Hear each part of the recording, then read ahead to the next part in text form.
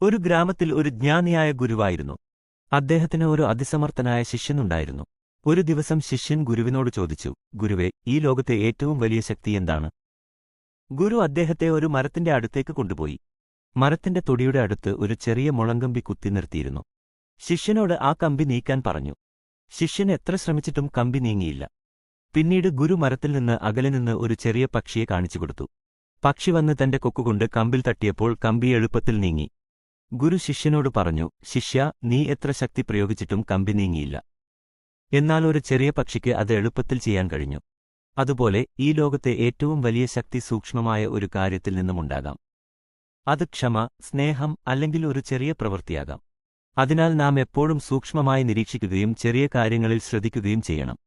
ഈ കഥയിൽ നിന്ന് നമുക്ക് മനസ്സിലാക്കാവുന്ന കാര്യങ്ങൾ: സൂക്ഷ്മത, ചെറിയ കാര്യങ്ങളിൽ ശ്രദ്ധിക്കുന്നത് ജീവിതത്തിൽ വലിയ മാറ്റങ്ങൾക്ക് കാരണമാകും.